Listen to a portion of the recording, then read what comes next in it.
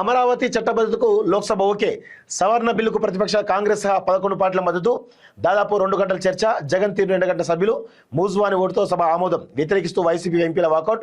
నేడు రాజ్యసభ ముందుకు బిల్లు అంటూ చూస్తాను. సో ఇక్కడ అమరావతి బిల్లును పైన చాలా పెద్ద ఎత్తున చర్చ అవుతుంది. ఇప్పుడు ఏపీ రీఆర్గనైజేషన్ బిల్లో రాజధానికి చట్టబద్ధత కల్పిస్తామని చెప్పడం జరిగింది. సో ఓకే, మంచిదే. మేము ఎట్టి పరిస్థితుల్లో దానికి వ్యతిరేకం కాదు.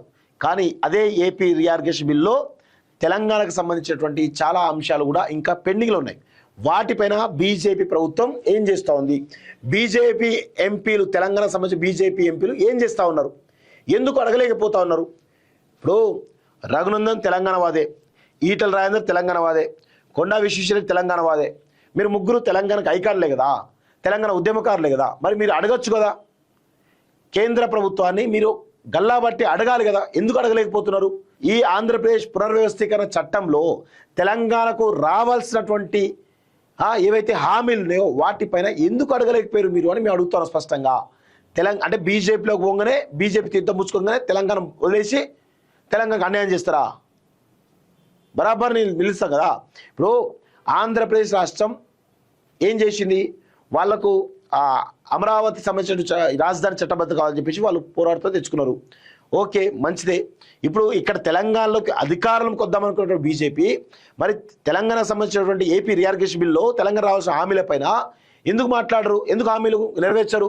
అంటే తెలంగాణ పైన ఈ యొక్క బీజేపీ ఏ విధంగా భారీ కుట్ర చేస్తుందో ఒక్కసారి గమనించండి.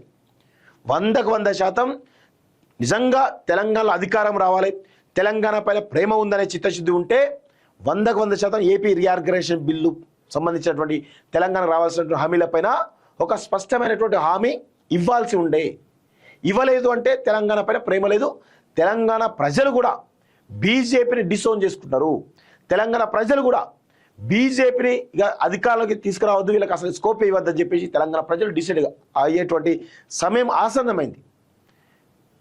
మరి ఇదే రీఆర్గనైజేషన్ బిల్ కదా.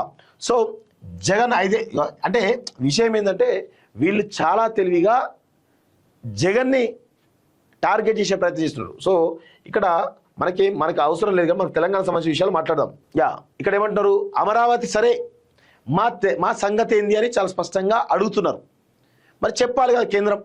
ఎవరెవరు మాట్లాడుతూ, కాంగ్రెస్ ఎంపీలు మాట్లాడుతున్నారు, ముగ్గురు మాట్లాడారు. ఓకే, మరి బీజేపీ ఎంపీలు ఎందుకు మాట్లాడలేదు? 100% మాట్లాడాలి కదా. సో విభజన హామీలపై కేంద్రాన్ని నిలదీసిన తెలంగాణ ఎంపీలు. ఏపీ పునర్విభజన చట్ట సవరణ బిల్లుపై లోక్సభలో చర్చ. తెలంగాణకు కేంద్రం తీరని అన్యాయం చేస్తుందని ఫైర్. రైల్వే కేటాయింపులు, ఎయిర్పోర్ట్ల ఏర్పాట్లు వివక్ష. తెలంగాణకు ఇచ్చినటువంటి హామీలను వెంటనే నెరవేర్చండి. ఎంపీ మల్లు రవి. తెలంగాణ ప్రయోజనాలు కేంద్రం విస్మరించిందంటూ ఎంపీ రఘురామరెడ్డి చెప్తా ఉన్నారు. సో ఇక్కడ చాలా స్పష్టంగా ఏంటంటే రైల్వే లైన్లను అభివృద్ధి చేస్తాం, ఎయిర్పోర్ట్లు అభివృద్ధి చేస్తామని చెప్పేసి చెప్తున్నటువంటి కేంద్ర ప్రభుత్వం అప్పుడు ఏపీ పునర్విభజన చట్టంలో ఉన్నది. మరి దాన్ని ఎందుకు నెరవేర్చలేకపోతుంది? ఇప్పుడు ఆంధ్రప్రదేశ్లో రైల్వే విస్తరణ ఎక్కువ ఉంటుంది, రైల్వేకి సంబంధించినటువంటి లైన్లు ఎక్కువ ఉంటాయి, తెలంగాణలో చాలా తక్కువ ఉంటాయి. మరి ఈ ఏపీ రీఆర్గనైజేషన్ బిల్లో తెలంగాణకు సంబంధించినటువంటి రైల్వే లైన్ల విషయంలో ఎందుకు తాత్సారం చేస్తుంది, ఎందుకు కేటాయించట్లేదు? అంటే తెలంగాణ పైన బీజేపీ ఎంత పెద్ద కిట్ర ఇస్తుంది బీజేపీ ప్రభుత్వం. అందుకే బీజేపీ వాళ్ళని దగ్గర రానిస్తున్నారో తెలంగాణ ప్రజలు రానియరు. మీరు తెలంగాణ కోసం కేంద్రం నుంచి ఒత్తిడి తీసుకొచ్చి ఎప్పుడైతే తెలంగాణ డెవలప్ చేస్తారో అప్పుడే మీకు ఆదరణ ఉంటుంది తప్ప అప్పటిదాకా ఆదరణ ఉండదు అనే విషయాన్ని గుర్తుపెట్టుకోవాలి. ఏపీకి రాజధానిగా అమరావతి సరే కానీ సో తమ రాష్ట్రం సంగతి ఏంటని తెలంగాణ కాంగ్రెస్ ఎంపీలు పార్లమెంట్ వేదికగా కేంద్ర సర్కార్ నిలదీశారు. ఆంధ్రప్రదేశ్కు రాజధాని కోసం వచ్చినటువంటి అమరావతి చట్టబద్ధ బిల్లుకు మద్దతు ఇస్తున్నామని, అయితే విభజన చట్టంలో తెలంగాణకి ఇచ్చినటువంటి హామీలు ఏమయ్యాని ప్రశ్నించారు. చట్టంలో పొందుపరిచినటువంటి బయ్యారం స్టీల్ ప్లాంట్, విద్యా సంస్థలు, తెలంగాణకు ఒక జాతీయ హోదా ప్రాజెక్టు, ఇతర హామీలు నెరవేర్చాలని డిమాండ్ చేశారు. డబుల్ ఇంజన్ సర్కారు పేరుతో తెలంగాణకు నీళ్లు, నిధులు, ప్రాజెక్టుల కేటాయింపులో చేస్తున్న అన్యాయాన్ని లోక్సభ వేదికగా ప్రశ్నించారు. బనకచెర్ల, నల్లమల సాగర్ పేరుతో ఏపీకి అక్రమంగా తెలంగాణ నీళ్లు మళ్లింపు, రామగుండం నుంచి చివరి నిమిషంలో ఏపీకి సెమీకండక్టర్ ఫ్యాక్టరీ తరలింపుపై బగ్గుమన్నారు.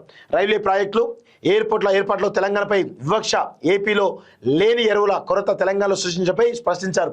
ఏపీ రాజధాని అమరావతికి చట్టబద్ధత కల్పించే ఆంధ్రప్రదేశ్ పునర్వ్యవస్థీకరణ సవరణ బిల్లు 2026 బుధవారం లోక్సభలో కేంద్ర హోంశాఖ సహాయ మంత్రి నిత్యానంద రాయ్ ప్రవేశపెట్టారు. అనంతరం బిల్లుపై లోక్సభ స్పీకర్ ఓం బిర్లా చర్చలు ప్రారంభించారు. ఈ సందర్భంగా తెలంగాణ కాంగ్రెస్ ఎంపీలు వీళ్ళందరూ కూడా మాట్లాడినట్టు కనబడతా ఉంది. సో తెలంగాణ హామీలు నెరవేర్చేందుకు బిల్లు తీసుకురండి అంటూ చాలా స్పష్టంగా చెప్తున్నారు. అంటే ఇప్పటిదాకా ఐఏఎం కానీ, బయ్యారం స్టీల్ ప్లాంట్ కానీ, తెలంగాణలో ఇరిగేషన్ ప్రాజెక్టుకు జాతీయ హోదా కానీ, లేకపోతే రైల్వే ప్రాజెక్టులు కానీ, ఎయిర్పోర్ట్లు కానీ ఏ హామీ కూడా ఒక్క హామీ కూడా ఈ 12 సంవత్సరాల కాలంలో బీజేపీ ప్రభుత్వం ఒక్క హామీ కూడా నెరవేర్చలేదు తెలంగాణకు. సో మరి వాటికి సంబంధించి కేంద్ర మంత్రులు కిషన్ రెడ్డి ఉన్నాడు, బండి సంజయ్ ఉన్నారు, గతంలో కూడా ఉన్నారు కదా, మరి ఏం చేస్తున్నాడు వీళ్ళంతా అంటే చూడండి ఎంత దుర్మార్గంగా తెలంగాణ పైన బీజేపీ ప్రభుత్వం ఏ విధంగా కుట్రేస్తుందో గమనించండి. ఆంధ్రప్రదేశ్కి ఒక న్యాయం, తెలంగాణకు ఒక న్యాయం. సో తెలంగాణకు సరే, తెలంగాణకి మీరు ఏమి ఇవ్వలేదు ఓకే, మరి బనకచెర్ల నల్లమల సాగర్ని అక్రమంగా ఈ కృష్ణా నీళ్లు తీసుకుపోవడానికి ఎంత పెద్ద ఎత్తున స్కెచ్ చేస్తున్నారో చూడండి. దానికి కేంద్ర ప్రభుత్వం ఏపీకి సపోర్ట్ చేస్తూ ఉంది, కానీ తెలంగాణకు మాత్రం అస్సలు సపోర్ట్ చేయట్లేదు. అంటే తెలంగాణ పైన బీజేపీ ఏ విధమైన కుట్ర ఇస్తుందో గమనించండి. 100% బలమైనటువంటి కుట్ర తెలంగాణ పైన చేస్తూ ఉంది, భారీ కుట్ర చేస్తూ ఉంది బీజేపీ ప్రభుత్వం. సో దీనికి బాధ్యులుగా కిషన్ రెడ్డి ఉంటాడు, బండి సంజయ్ ఉంటారు, ఇక ఆ ఎంపీ అందరూ కూడా ఉంటారు. అది అందరూ కూడా గుర్తుపెట్టుకోవాలి.